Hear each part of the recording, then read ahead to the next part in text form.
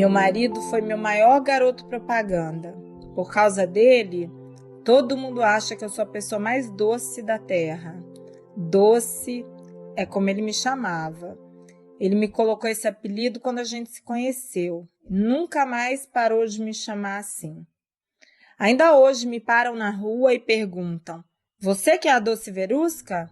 Sou eu, Doce Verusca Boechat.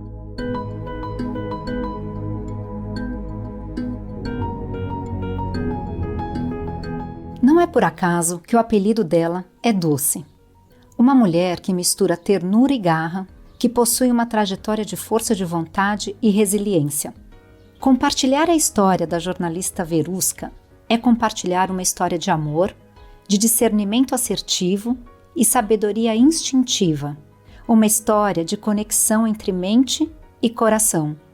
Lembrar do passado e ressignificar o presente é um pouco do que ela compartilha com a gente.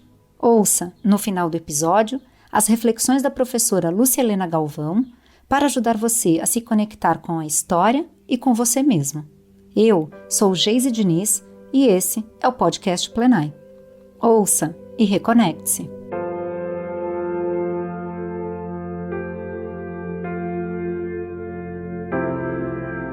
Todas as pessoas próximas da gente, quando viram a notícia da morte do meu marido, o jornalista Ricardo Boechat, achavam que eu também estava naquele helicóptero. Se o acidente tivesse acontecido em outros 1000 eventos que ele fez, eu certamente estaria junto. Porque eu sempre acompanhava meu marido em compromissos realizados durante o horário de aula das nossas filhas, a Valentina, na época com 12 anos, e a Catarina, que tinha 10. Mas da mesma forma que era para eu tê-lo perdido naquele horroroso dia 11 de fevereiro de 2019, não era para eu estar no helicóptero.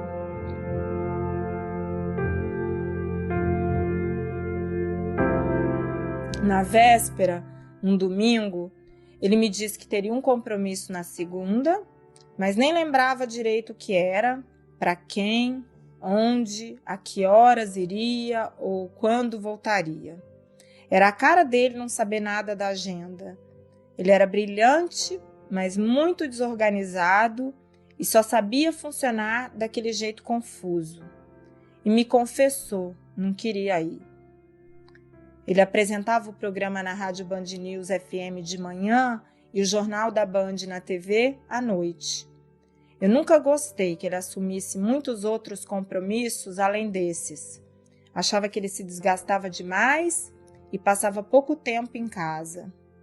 Mas já que ele aceitava participar desses eventos, dar palestras, esse tipo de coisa, eu ia junto para ajudar.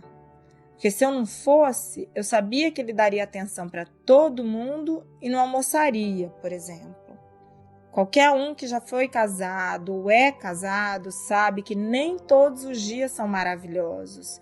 Tem dia que você briga e o outro sai de casa bravo ou triste. E uma das coisas pelas quais eu sou mais grata é que naquela segunda-feira ele se despediu de mim como se a gente fosse namorado. Eu nem sei, nem quero saber como é sofrer uma perda dessas que eu sofri sem estar bem com a pessoa. Por isso ficou claro para mim que é preciso viver cada dia sem deixar arestas para parar, contas para acertar, coisas por serem ditas.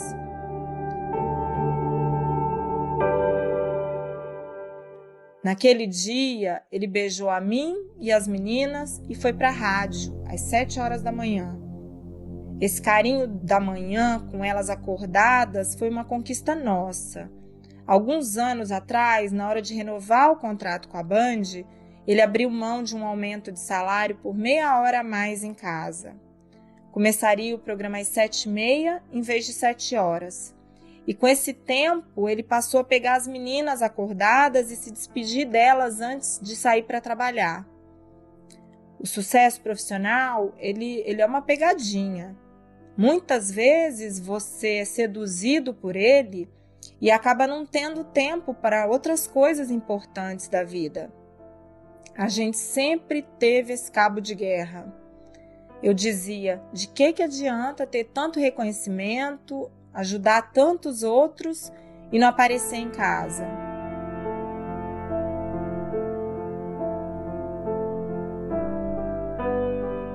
Naquela segunda-feira, eu acordei de manhã, planejei a minha vida como se fosse um dia normal. Eu decidi realizar um sonho da nossa mais velha, a Valentina, que era ir ao show da cantora Ariana Grande. Depois de comprar os ingressos, eu tomei banho e quando eu saí, eu vi no Instagram da Band News FM um post sobre a queda de um helicóptero. Eu liguei a TV, comecei a ligar para algumas pessoas do evento para onde meu marido tinha ido, em Campinas, e uma pessoa da produção me disse que estava tentando falar com o piloto. Me deu um frio na espinha. Eu liguei para um amigo que tem helicóptero. Eles têm grupos de WhatsApp e eles sempre sabem de quem é o helicóptero e quem estava dentro. Ele ficou de me ligar de volta em 5 minutos e obviamente não ligou. Telefonei para o Fernando Mitre, diretor de jornalismo da Band, e ele me disse que estava tentando falar com o Boechat e tentou me acalmar. Verusca, a gente sabe que ele não atende mesmo. Eu sentei na minha cama e eu liguei para os 2 irmãos do meu marido que moravam em São Paulo naquela época. Falei, vem aqui agora, pelo amor de Deus. Ninguém telefonou para me dar a notícia. Só começou a chegar gente na minha casa. Durante 1 hora eu fiquei bem perdida, sem querer acreditar, achando que alguém ia me contar que não era verdade. Eu estava em negação. Mas para quem quiser saber, o pior momento da minha vida naquele dia horroroso não foi descobrir sobre a morte do meu marido. Esse foi o segundo pior momento. O pior momento foi dar notícia para as minhas filhas.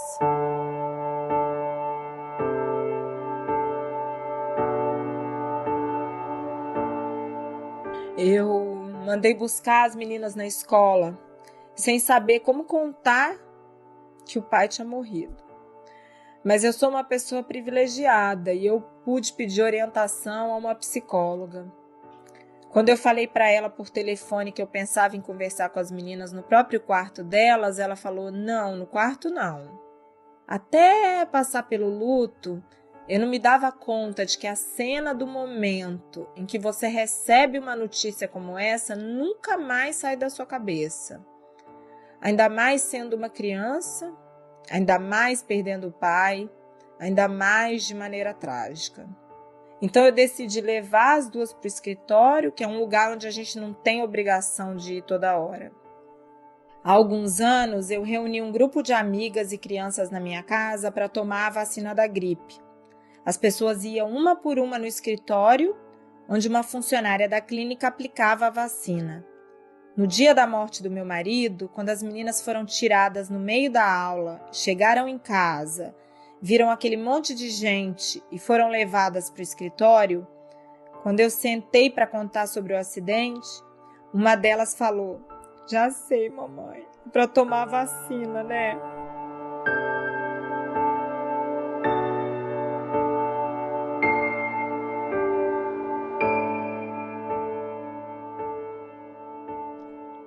A comoção nacional causada pela morte dele me surpreendeu. A gente sabia que ele era querido, conhecido e que a opinião dele repercutia muito, para o bem e para o mal, mas não sabia que ele era tão amado.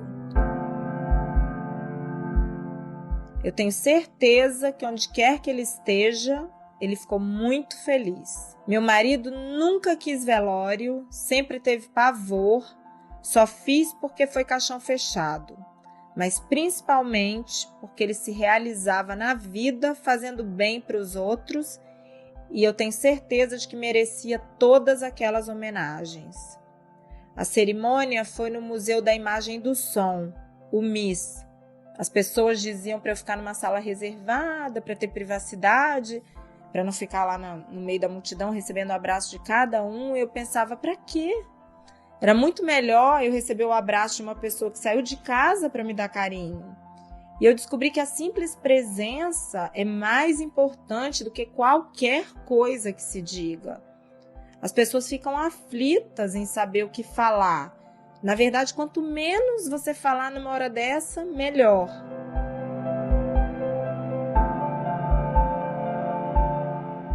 Por sorte, aparecem uns anjos na vida da gente. Para mim, um deles foi a minha amiga Rosana Saad. 2 ou 3 dias depois da morte dele, ela disse que precisava me entregar uma coisa. E chegou com uma caixinha de brinde de um carregador de celular da Band. Quando eu abri, quase morri.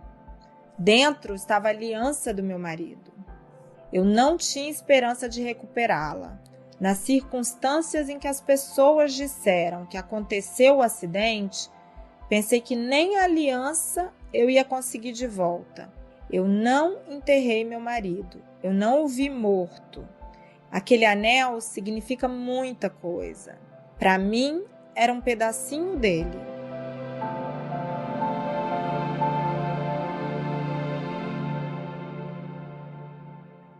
O luto público, como o que eu vivi, ele tem vantagens. Eu não precisei cancelar uma consulta, uma aula das meninas, nada. Mas ele também tem a desvantagem de falar sobre isso o tempo todo. Quando eu finalmente conseguia levantar, me arrumar, botar o pé para fora de casa, as pessoas vinham me dizer, eu era fã dele, eu adorava ele. Eu sei que é por amor, mas eu estava exausta de chorar. Eu só queria poder falar, nossa, tá bonito o dia. As primeiras semanas e meses foram de um vazio imenso. O pior horário, por incrível que pareça, não era a hora de dormir, mas o almoço para mim. Por exigência minha, meu marido almoçava em casa. Era um momento só nosso, porque as meninas comiam na escola. A cadeira vazia escancarava o buraco que eu sentia por dentro com a ausência dele. No primeiro mês eu até tinha a companhia da minha mãe, da minha irmã, do meu irmão, da minha sogra. Mas ninguém é ele.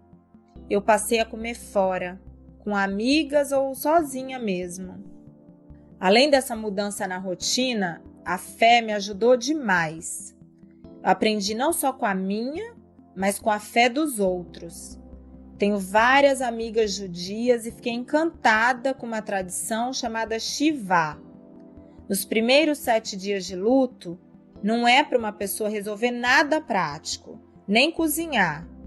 Por isso os judeus levam comida para quem perdeu alguém. O enlutado pode se dedicar a chorar suas lágrimas e sofrer a sua dor. Voltar a trabalhar fora depois de 14 anos afastada da carreira formal de jornalista também me ajudou a ocupar a cabeça. Quem olha para o enlutado não vê que, além da tristeza, os boletos chegam normalmente. Você perde seu marido num dia, no outro você tem que ir ao cartório pegar a certidão de óbito. Ninguém me disse isso, eu tive que aprender na marra. Eu tinha tantas tarefas burocráticas para resolver que eu não conseguia mais dormir direito. Um dia eu peguei um desses caderninhos tipo Moleskine, de brinde, e comecei a anotar tudo que eu precisava fazer. Assim eu dormia melhor, porque eu sabia que na manhã seguinte eu não teria esquecido o que eu tinha para fazer. E no dia seguinte, mesmo sem vontade nenhuma, eu escolhi a tarefa mais idiota, tipo trocar a titularidade da conta de luz, e riscava da lista. Resolver uma coisa simples dessa me dava um pouquinho mais de força para ir em frente. Eu queria que todo mundo tivesse a oportunidade de ter um amor na vida, como o que eu tive, e que lidasse com a questão da morte de uma forma tão nobre como o meu marido. Como ele era 21 anos mais velho do que eu, ele sempre falou de morrer antes de mim. Claro que ninguém imaginava que seria tão cedo, nem de uma maneira tão trágica, mas ele deixou claro e por escrito o que ele queria caso alguma coisa acontecesse. Eu tenho na minha cabeça muito nítido tudo o que ele esperava para mim depois da morte dele. Isso é libertador. Somos uma sociedade que não fala sobre o luto, porque ninguém quer nem imaginar a possibilidade de morrer. Mas falar sobre a morte ajuda para quem fica. Então eu digo para as pessoas, conversem sobre isso, digam o que esperam. Eu ainda me considero uma pessoa enlutada, mas eu já consigo respirar sem aparelhos. Dizem que quando faz 2 anos da morte da pessoa que a gente ama, a saudade fica maior que a dor. Eu tô esperando essa data. Enquanto isso, eu deixo o tempo fazer a parte dele. Eu aprendi que o luto não é linear. Você tá péssima, depois fica média e depois fica boa para sempre. Não é assim. Um dia você tá bem, no outro você tá mal, no outro você pode ficar bem de novo. Eu aprendi também que o luto não precisa ser congelante. A minha vida não parou. Às vezes eu posto uma foto com Boechat e alguém comenta: chega, deixa ele descansar, para de falar dele. Eu nunca vou parar de falar dele. E isso não quer dizer que a minha vida não esteja andando para frente. Ela está andando. Tenho com ele 2 filhas que ele amava profundamente, que são a razão da minha vida e que dependem muito de mim. Nosso amor vive nelas.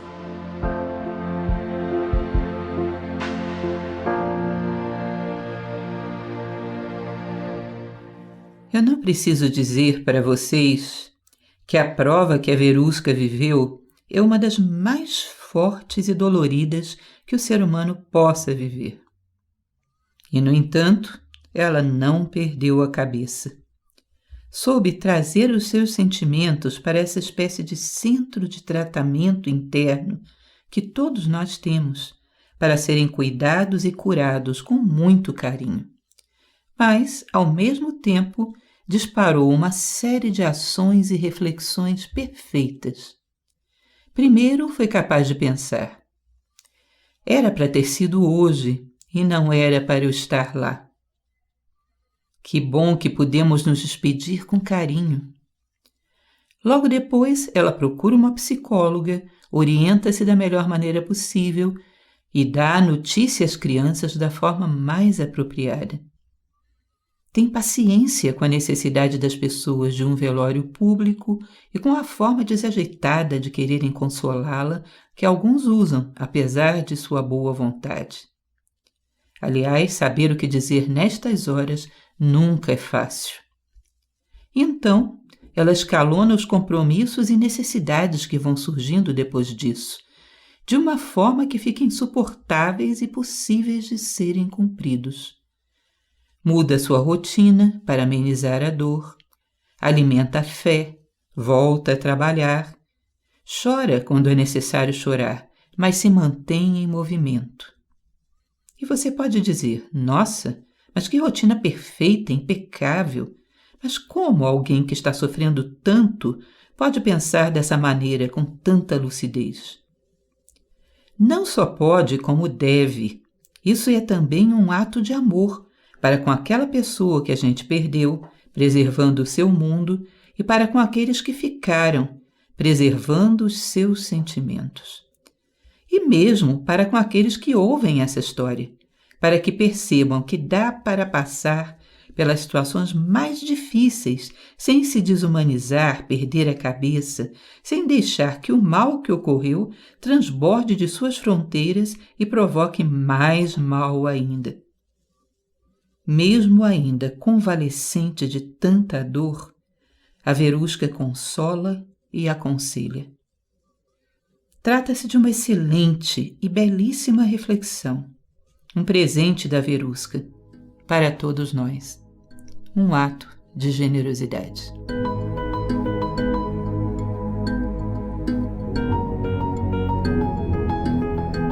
Nossas histórias não acabam por aqui. Confira mais dos nossos conteúdos em plenai.com e em nosso perfil no Instagram, @portalplenai.